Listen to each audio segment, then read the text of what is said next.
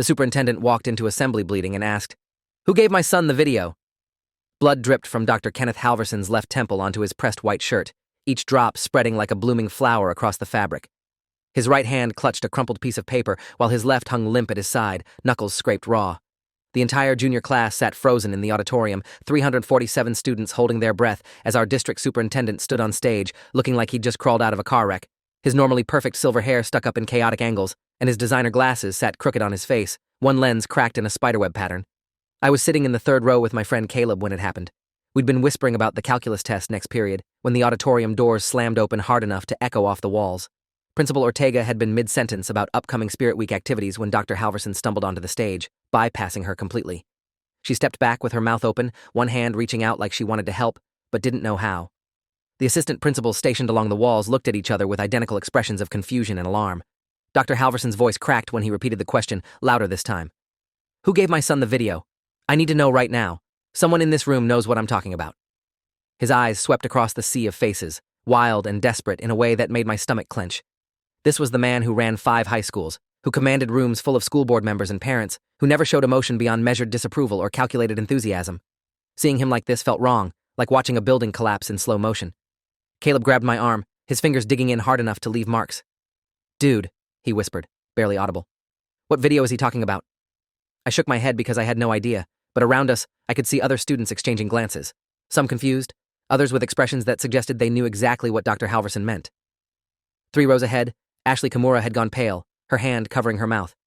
2 seats to my left, Marcus Devereaux was staring at the stage with something that looked like satisfaction. Principal Ortega finally found her voice. "Dr. Halverson, perhaps we should discuss this privately. You're injured and—" He cut her off with a slash of his hand, the paper fluttering. "No, this stops right here, right now. My son got a video last night. Someone from this school sent it to him. He's 16 years old and now he's in the hospital because of what was on that video.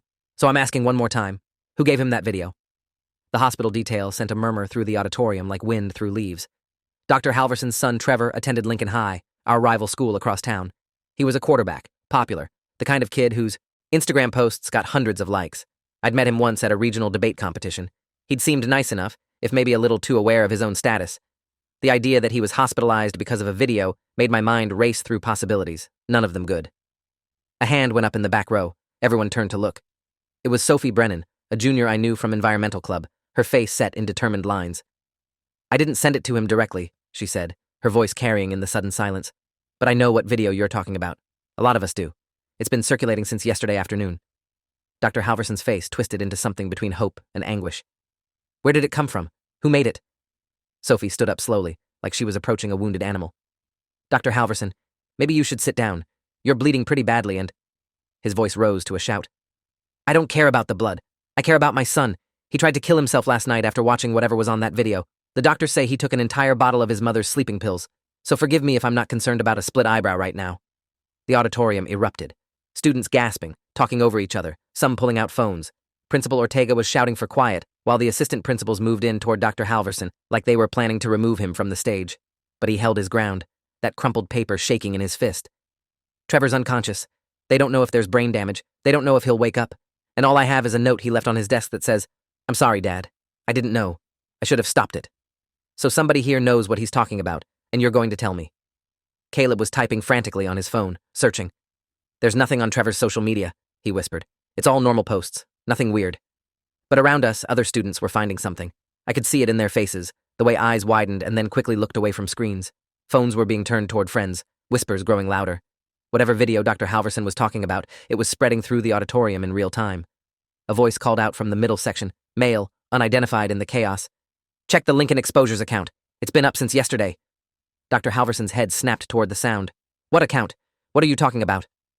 But students were already searching, finding it, gasping. I pulled out my own phone and typed in the name.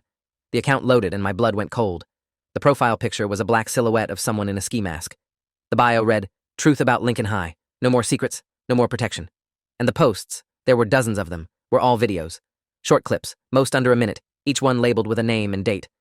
I scrolled down with growing horror, reading the captions. Coach Morrison, locker room, October 15th. Mrs. Valdez, parking lot incident, September 3rd. Vice Principal Thomas, office coercion, November 8th. I clicked on one at random. The video showed a middle-aged man I didn't recognize backing a teenage girl against a wall in what looked like an empty hallway. His hand was on the wall beside her head, his body angled to block her escape. The girl looked terrified. The video cut off after 15 seconds. The caption read, "Mr. Phillips, math teacher. This is the third student this year. Administration knows. They do nothing." Caleb was watching over my shoulder, his face ashen. Holy shit. This is documentation of assault. All of these videos are showing teachers and staff.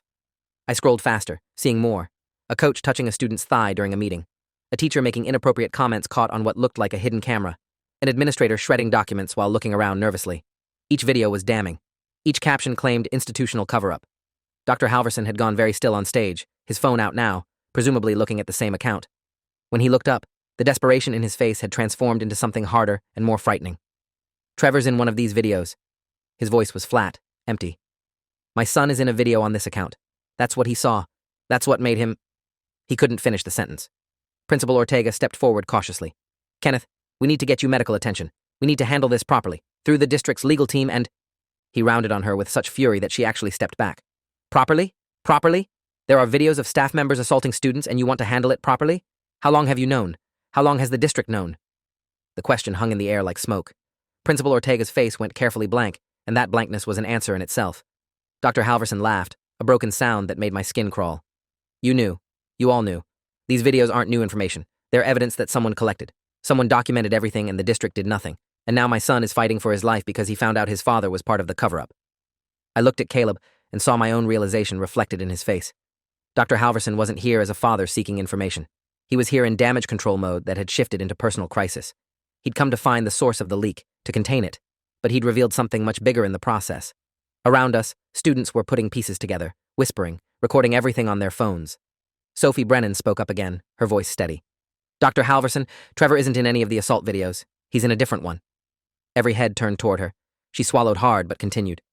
"The video that got sent to Trevor specifically is him at a party 3 weeks ago. There were girls there who were really drunk. Like, passing out drunk. And Trevor and some other football players were taking advantage. The video shows them laughing about it, planning who would go with which girl. Trevor's the one holding the camera for most of it." The silence that followed was absolute. Dr. Halverson stood frozen, his face cycling through disbelief, denial, and finally a crumbling recognition.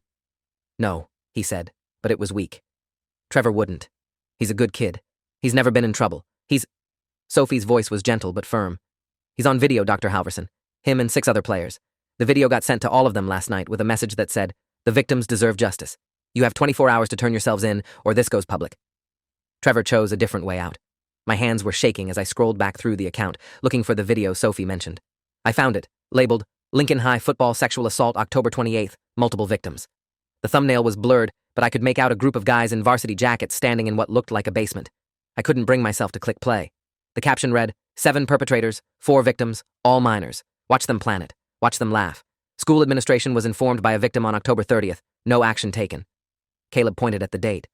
"That's why Trevor freaked out. It's not just that he got caught. It's that his dad knew. The administration knew 2 days after it happened, and they buried it." I felt sick. Around us, the auditorium had descended into chaos. Students were crying, shouting, demanding answers. Some were defending the football players, claiming the video was fake or taken out of context. Others were demanding that Principal Ortega explain what she knew and when. Dr. Halverson had dropped the crumpled paper. It fell to the stage floor, and I could see now it was a printout of a text message.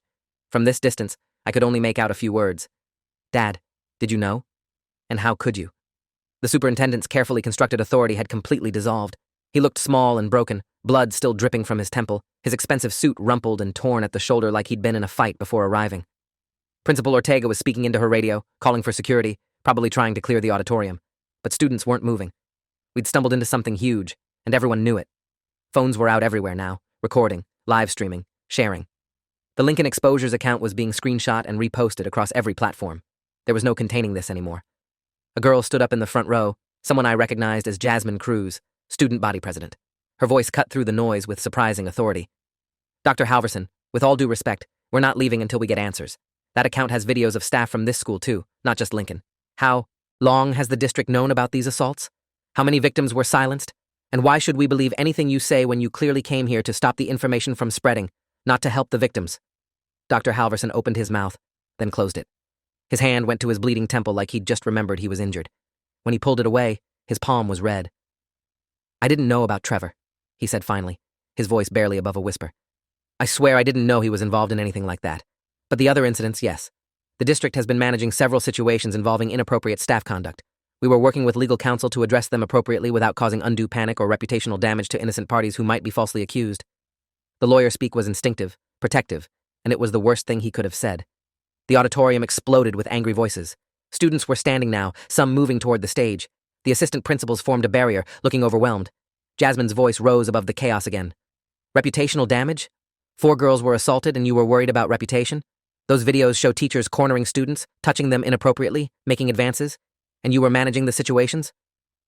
I could see the moment Dr. Halverson realized he'd lost control of the narrative completely. His shoulders sagged and the fight went out of him. Someone needs to call an ambulance for me, he said distantly. I think I'm going into shock, and someone needs to contact the police about all of this. Not campus security, real police. This is beyond the district now. He sat down heavily on the edge of the stage, his legs apparently unable to hold him anymore. Principal Ortega was already on her phone, but I couldn't tell if she was calling an ambulance or the district's legal team. The way she kept glancing at Dr. Halverson suggested she was trying to figure out how to protect herself in whatever fallout was coming. Around me, students were organizing in real time. Jasmine had taken control, directing people to save every video from the account before it could be taken down, to document everything happening in this assembly, to spread the information as widely as possible before adults could suppress it. Caleb turned to me with wild eyes. This is going to be national news. There's no way this stays local. We're watching the district implode in real time. He was right. Already, I could see students tagging news outlets in their posts, using hashtags that were probably trending by now. The Lincoln Exposures account had gone from dozens of followers to thousands in the past few minutes, and the number was climbing exponentially. A commotion at the auditorium doors made everyone turn. Police officers were arriving, real ones in uniform, not school security. They moved toward the stage with purpose, one of them immediately going to Dr. Halverson to assess his injuries. Another officer, a woman with sergeant stripes, approached Principal Ortega with a grim expression. Their conversation was too quiet to hear, but Ortega's face went from worried to devastated as they spoke.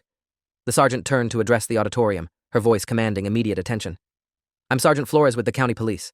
We're aware of the social media account in question, and we've already begun investigating the allegations contained in those videos. I need everyone to remain calm and orderly. We'll be conducting interviews with students and staff, starting immediately. This assembly is over. Return to your classrooms and wait for further instructions. Nobody moved. Jasmine stood up again. Sergeant Flores, how long has the police department known about these allegations? Because some of those videos are dated months ago. Were you already investigating? The sergeant's jaw tightened. I can't comment on ongoing investigations, but I can tell you that as of this morning, when these videos became widely known, the investigation has expanded significantly. Now please, return to your classrooms. Students began filing out slowly, reluctantly, everyone still glued to their phones. Caleb and I were caught in the stream of bodies heading toward the exits. As we passed the stage, I got a closer look at Dr. Halverson. The paramedics had arrived and were tending to his head wound. He looked like he'd aged 10 years in the past 20 minutes, his face gray and slack. He was mumbling something repeatedly that sounded like, I didn't know. In the hallway, chaos reigned. Teachers were trying to herd students into classrooms, but everyone was talking, crying, arguing. Some students were defending the accused, claiming it was all a hit job or revenge porn. Others were sharing their own stories of uncomfortable encounters with staff members, incidents they'd never reported because they didn't think anyone would believe them. The dam had broken, and everything was flooding out. I pulled Caleb into an empty classroom, needing a moment to process. Someone planned this, I said, my voice shaking. Someone collected all that evidence over months, maybe years. They documented everything methodically, and then they weaponized it all at once by sending it to the perpetrators directly. They knew Trevor would break. They knew it would force Dr. Halverson's hand. Caleb nodded slowly. It's psychological warfare. Send the evidence to the guilty parties first, give them 24 hours to confess, knowing most of them won't, knowing at least one of them will do something drastic. Then it all goes public with the added weight of that tragedy. It's brilliant, and it's terrifying. He paused, looking at his phone. The account just posted something new. I looked over his shoulder at the screen. The new post was a text statement, no video. It read, To the victims, your voices matter. Your stories deserve to be heard. To the perpetrators, justice is coming. To the administrators who protected abusers, you're accountable too.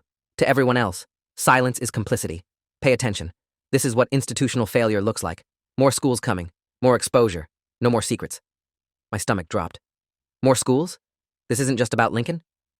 Caleb scrolled down and showed me replies already flooding in. Students from other schools in the district, other districts, other states, sharing similar stories. The hashtag, No More Secrets, was trending nationally.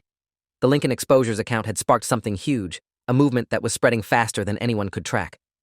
A teacher poked her head into the classroom, Mrs. Delgado, looking frazzled. You two need to be in your assigned classrooms. They're taking attendance, and anyone missing will be marked as cutting. Go, now. We grabbed our bags and headed out, but as we walked through the hallways, I couldn't shake the feeling that normal school was over. Whatever came next would be different. In calculus class, Mr. Burton didn't even try to teach. He sat at his desk, looking shell-shocked while students whispered and scrolled through their phones. Every few minutes, someone's phone would buzz with a new notification, and the whispers would intensify. The PA system crackled twice with announcements from Principal Ortega, both times saying variations of "remain calm" and "do not share unverified information." But her authority felt hollow now. Halfway through the period, a text came through on the school alert system. All staff report to emergency faculty meeting immediately. Students remain in current classrooms with door locked until further notice. Mr. Burton read it, stood up without a word, and left. We heard the click of the lock from outside. For a moment, nobody moved. Then everyone started talking at once. Ashley Kimura, who sat behind me, leaned forward. My sister goes to Lincoln. She just texted me that 7 football players were pulled out of class by police this morning. They're all being questioned about the assault. Trevor's teammates. I turned to face her. Does your sister know the victims? Ashley nodded, her eyes red. One of them is her best friend. She reported it to the vice principal the day after it happened. He told her that making accusations against star athletes without proof would ruin her reputation and her college chances. He said boys will be boys, and maybe she shouldn't drink so much at parties. The rage that swept through me was physical. I wanted to put my fist through something. Around the classroom, other students were reacting similarly, some crying, others cursing. Caleb had his head in his hands. How many victims were told the same thing? How many times did this happen while adults looked away? My phone buzzed. Text from a number I didn't recognize. You were there when Halverson broke. You're recording this, right? Keep recording. Keep sharing. They'll try to control the narrative. Don't let them. I showed it to Caleb and Ashley. Who sent this? Ashley checked her phone. I got the same message. So did half the class, from the looks of it. Whoever ran the Lincoln Exposures account was watching in real time, coordinating the student response like a military operation. It was sophisticated and organized in a way that suggested this wasn't just an angry victim acting alone. This was planned, methodical, designed to create maximum impact and prevent suppression.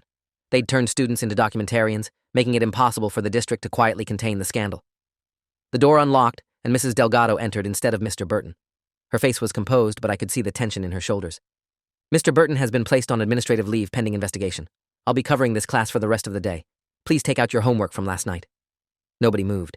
She sighed. I know you all want to talk about what's happening. I can't stop you from discussing it outside of class.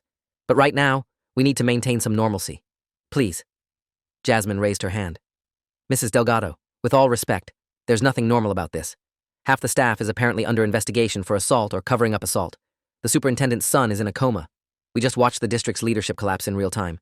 How can we focus on calculus? Mrs. Delgado's professional mask cracked slightly.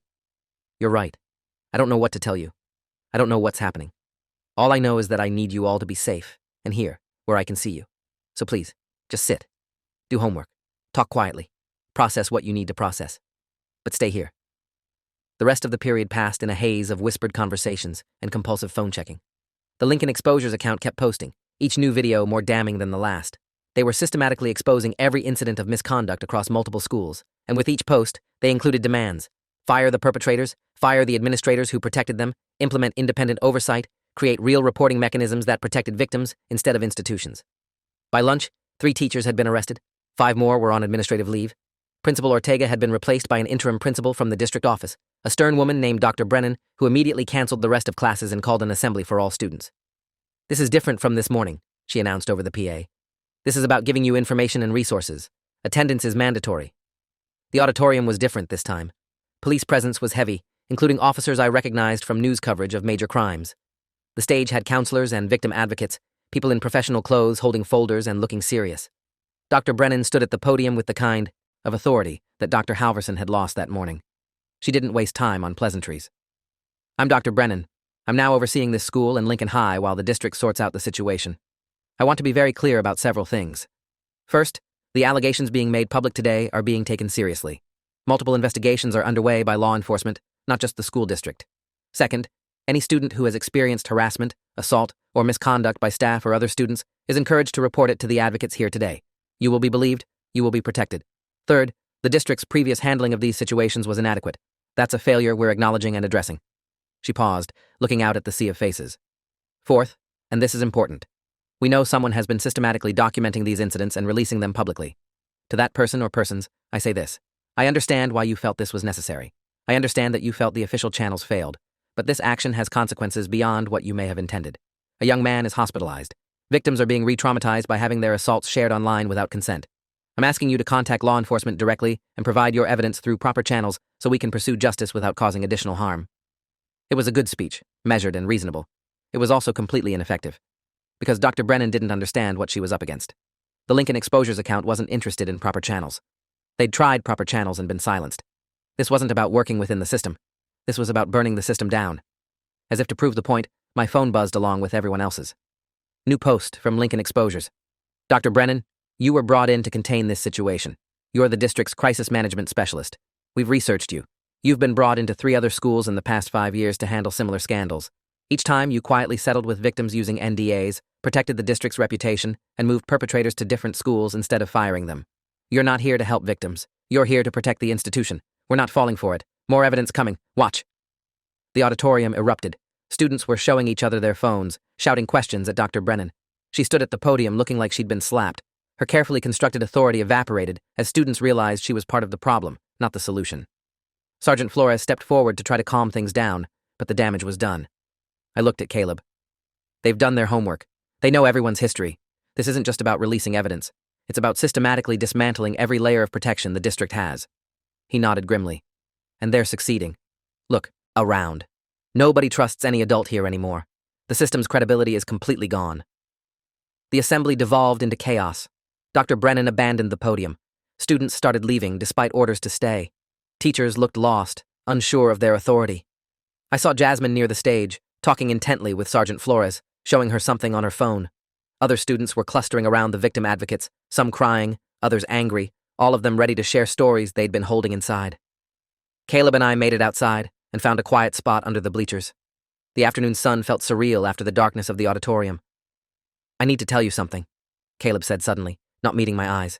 I know who runs the account, or at least, I know one of them. My heart stopped. What? He pulled out his phone and showed me a message thread. The texts were from someone named Alex, dated going back months. They detailed observations of staff members, descriptions of incidents, requests for Caleb to verify details or provide information about schedules and movements. Alex was a student here last year, Caleb explained. Graduated early, went to college out of state. But before leaving, something happened. I don't know what exactly, but it involved a teacher and it got covered up.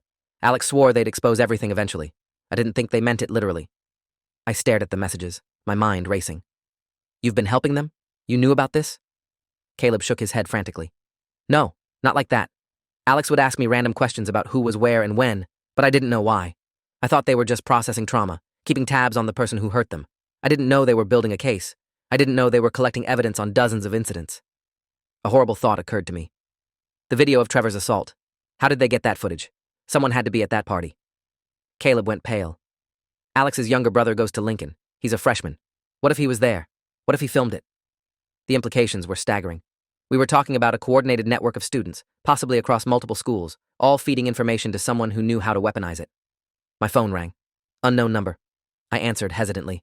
Hello? A voice I didn't recognize, female, using obvious voice distortion software. You're Caleb's friend, the one who was in the front row this morning. I saw you taking notes. You're a writer, right? School paper? I glanced at Caleb, who was watching with wide eyes. Yeah, I write for the paper. Who is this? Doesn't matter. What matters is that you have a platform.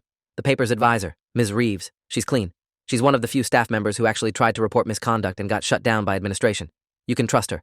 I'm sending you a comprehensive report right now. Everything that's not in the videos. Victim. Testimonies, documents showing the district's cover-up, financial records proving they paid off families to stay quiet. I need you to print it. Front page, tomorrow's edition. My hand was shaking. Why me? Why not just release it online like the videos? The distorted voice was firm.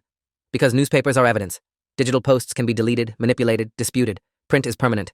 And your school paper has a reputation for real journalism. It's won state awards. People will take it seriously. Plus, it keeps students involved. This can't be about one anonymous account. It has to be a movement. Students have to own this story. The call ended before I could respond. My phone buzzed immediately with an incoming file, heavily encrypted. Caleb was getting the same file. We looked at each other, understanding the weight of what we were being handed. This was evidence that could destroy careers, end marriages, lead to criminal convictions. And we were being asked to publish it in the school newspaper. We have to talk to Ms. Reeves, I said. Like, right now, before someone stops us. We ran across campus to the journalism room, a portable building at the far edge of school grounds. Ms. Reeves was inside, pacing and talking on her phone.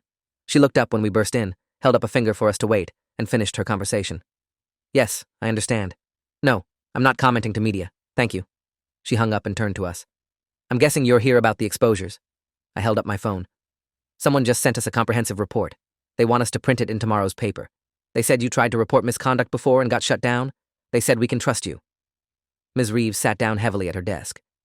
I reported 3 separate incidents over 2 years. Each time, I was called into Dr. Halverson's office and told I was being overly sensitive, reading into things, causing problems for dedicated professionals. The 3rd time, I was told that if I continued making unfounded accusations, my contract wouldn't be renewed. So I stopped reporting. I still feel sick about it. She looked at us with red eyes. If you have real evidence, documented proof, then yes, we need to print it. But understand what you're doing. The district will try to stop publication. They'll threaten the school's funding, claim student journalism doesn't have First Amendment protections on campus, maybe even try to confiscate the papers before distribution. You'll be making yourselves targets. Caleb and I exchanged glances. We're already targets, he said. Everyone who knows anything about this is. At least if we print it, the information is out there in a form that can't just disappear. Ms. Reeves nodded slowly. Okay, let me see what you've got. We have until midnight to finalize the layout for tomorrow's edition. That gives us about 8 hours. We spent the rest of the afternoon and evening in that portable classroom, going through files with Ms. Reeves. The evidence was overwhelming. Testimonies from 14 victims across 2 schools, describing incidents ranging from inappropriate comments to physical assault.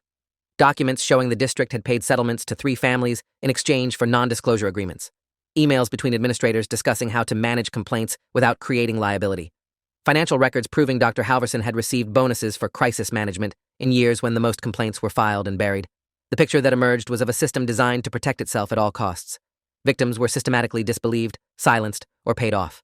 Perpetrators were moved to different schools or given quiet retirements with full benefits. Administrators who tried to do the right thing were threatened or marginalized. And at the center of it all was Dr. Halverson, who'd built his career on making problems disappear, right up until one of those problems became his own son. By 11 p.m., we had a layout ready. The front page was dominated by a single headline: Systematic Failure, How District Leadership Protected Abusers and Silenced Victims. Below that were victim testimonies, presented anonymously but in their own words. Page 2 had the documentation, copies of emails and settlement agreements. Page 3 had a timeline showing how long each incident had gone unreported by administration. The back page was an editorial by me, calling for independent oversight and real accountability. Ms. Reeves sent the file to the printer at 11:47 p.m. 500 copies, she said. They'll be ready by 6 a.m. We distribute at 7:15 when students arrive. That gives the administration about an hour to figure out what's happening and try to stop us. We need people stationed at every entrance with papers, handing them out as fast as possible before anyone can intervene. I texted Jasmine, explained the situation. Within 20 minutes, she'd organized a team of 30 students who would arrive early to help distribute. The plan was set. Caleb and I finally left campus around midnight, exhausted and wired with adrenaline. No going back after this, he said as we walked to our cars. We're all in. I got home to find my parents waiting up, worried. We saw the news, my mom said. They're saying there's a major scandal at the district. Are you okay? I explained everything, showed them the file I'd been sent, told them about the newspaper we were printing. My dad, a lawyer, listened with a deepening frown. They're going to try to stop publication. It's going to get ugly. You understand that? I nodded. Dad, if we don't publish this, who will? The local news is barely covering it. They're treating it like a social media controversy instead of a criminal conspiracy. Someone has to tell the complete story. He sighed. I know. I'm proud of you. But I'm also terrified. These are powerful people you're exposing. They'll fight back.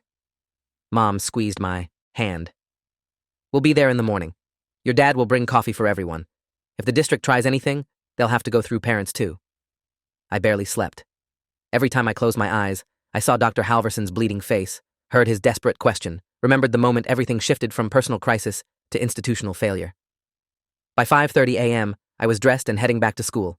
The parking lot was already filling up with students and parents, people holding phones and cameras, ready to document whatever happened next. Ms. Reeves had the papers loaded in boxes. They looked like normal school newspapers, nothing special about the physical form. But the words inside were explosives. Jasmine's team divided up the stacks and positioned themselves at every entrance. I stood at the main entrance with Caleb and Ashley, papers in hand, waiting for 7:15. At 7, Dr. Brennan arrived and immediately saw what we were doing. She marched over with security guards. You can't distribute those without administrative approval. Hand them over right now. Ms. Reeves stepped forward. Actually, the student newspaper has editorial independence per school board policy adopted in 2018. You can review it if you'd like, but we're within our rights. Dr. Brennan's face reddened. This is not journalism. This is defamation. You're going to be personally liable for any false statements. My dad appeared beside me, coffee in hand as promised. Dr. Brennan, I'm an attorney. I've reviewed the newspaper. Everything in it is either documented fact or clearly labeled as opinion. If you interfere with distribution, you'll be violating these students' First Amendment rights. I'd recommend letting them proceed. Other parents were gathering, forming a wall between the administrators and the distribution team. The security guards looked uncertain, unwilling to physically confront students and parents. Dr. Brennan pulled out her phone, probably calling the district's legal team. But it was 7:15, and students were arriving. We started handing out papers. Students grabbed them eagerly, crowding around to read. Within minutes, the front page was being photographed and posted online. The hashtag shifted from "No More Secrets" to "Systematic Failure." News vans that had been camped outside since yesterday started approaching students for interviews. The story was expanding beyond anyone's control. By 8 a.m., all 500 papers were gone. Students were photocopying pages in the library, sharing PDFs online, reading testimonies aloud in classrooms. Teachers who tried to confiscate the papers were met with resistance from parents who'd read it and were furious. The district's attempt to suppress the information had failed completely. At 9 a.m., the police held a press conference. Sergeant Flores stood at a podium outside the district office, surrounded by other law enforcement officials and the district attorney. Based on evidence that has come to light over the past 24 hours, we are announcing multiple criminal investigations into allegations of sexual assault, misconduct, and institutional cover-up involving staff at several schools in this district. So far, 7 individuals have been arrested on charges ranging from assault to obstruction of justice. More arrests are anticipated. She paused, looking directly into the cameras. I want to address the victims directly. I know many of you reported what happened to school officials and were not believed or were actively silenced. That was a failure of the institutions meant to protect you. We are asking you to come forward now. You will be believed, you will be supported, and the people who hurt you will be held accountable. The district attorney stepped up next. Additionally, we are investigating whether district officials, including Superintendent Kenneth Halverson, violated mandatory reporting laws by failing to report suspected abuse to law enforcement. These are criminal charges that carry significant prison time. No one, regardless of their position, is above the law. At school, an emergency school board meeting was called for that evening. The public was invited. By 5 p.m., the auditorium was packed with students, parents, victims, and media. The school board members looked shell-shocked as they filed onto the stage. The board president, an older man named Douglas Alvarez, called the meeting to order with a shaking voice. We have called this emergency session to address the crisis facing our district. Before we begin, I want to state clearly that the board was not aware of the extent of the misconduct that has been exposed. We relied on reports from district administration, and it appears those reports were deliberately misleading. We take full responsibility for our failure of oversight. Jasmine was the first to speak during public comment. She'd prepared a statement, reading from her phone in a clear, strong voice. The board claims it didn't know, but ignorance is not an excuse when you've been repeatedly told something is wrong and chosen not to investigate. Students have been trying to tell you for years that something was broken in this district. We told you about teachers who made us uncomfortable. We told you about administrators who dismissed our concerns. We told you the reporting systems didn't work. You chose not to listen because listening would have been inconvenient. She paused, letting that sink in. So here's what needs to happen. Every administrator who was involved in covering up misconduct needs to be fired immediately, not placed on leave, fired. The district needs to bring in independent investigators, not crisis managers like Dr. Brennan. You need to establish a reporting system that goes directly to law enforcement, not through school channels. And you need to apologize to every victim you failed, not a lawyer-written statement. Real apologies from each of you personally. The board members shifted uncomfortably. Alvarez tried to respond, but was cut off by the next speaker, one of the assault victims from Lincoln High. She was 16, tiny, but her voice carried rage that filled the room. I reported what happened to me the day after it occurred. The vice principal told me I was asking for trouble by being drunk at a party. He told me the football team was more important than one girl's regret. Those were his exact words. And Dr. Halverson knew, because I sent him an email explaining what happened. He never responded. She held up a printed email. I have his email here. I sent it on November 2nd, describing the assault, naming the perpetrators, asking for help. He read it. I have the read receipt. And he did nothing. My rapist walked past me in the hallways for 3 months, while Dr. Halverson collected his salary and took his bonuses for effective crisis management. So you'll forgive me if I don't care that his son is in the hospital. He didn't care about me. The raw pain in her voice silenced the room. One of the board members, a woman named Patricia Fields, was openly crying. Another board member tried to defend the district's previous approach, but was shouted down by parents. The meeting went on for 4 hours, testimony after testimony, each one more damning than the last. By the end, the board had voted unanimously to request Dr. Halverson's resignation, to terminate 3 other administrators, and to invite the state education department to conduct a full audit of district policies and practices. It wasn't enough, but it was a start. Over the next 2 weeks, more victims came forward. The investigation expanded to include 4 other schools in the district. 17 staff members were either arrested or fired. The Lincoln Exposures account continued posting, now including evidence from other districts that had reached out, sharing their own stories of institutional failure. The movement had gone national. Trevor Halverson woke up from his coma after 8 days. The brain damage fears proved unfounded, but he faced criminal charges for sexual assault along with his teammates. His father, who'd been quietly placed on leave while hospitalized for his injuries from that morning, resigned officially and retained a criminal defense attorney. The investigation revealed he'd known about over 30 incidents of misconduct and had systematically buried them all. The local newspaper picked up our school paper's story and ran their own investigation, winning a state journalism award. Ms. Reeves was offered a job at a major newspaper, but chose to stay teaching, saying students needed to know that speaking up mattered. Caleb ended up testifying in several criminal cases about his communications with Alex, who turned out to be one of multiple coordinators behind the exposures. Their identities remained legally protected as victims, but their impact was undeniable. I got accepted to college with a focus on investigative journalism, my application essay about those 24 hours when everything changed. But the story didn't end neatly. Some of the trials took years. Some perpetrators got plea deals that felt like slaps on the wrist. Some victims chose not to participate in prosecutions because reliving trauma was too much. The system remained broken in many ways, but something had shifted fundamentally. Students across the country started creating their own exposure accounts, documenting misconduct, refusing to be silent. Districts were forced to implement real oversight. The mandatory reporting laws were strengthened, and a generation of young people learned that institutions don't protect you automatically, that sometimes you have to tear the system down to build something better. We learned that the question, "Who gave my son the video?" had a simple answer.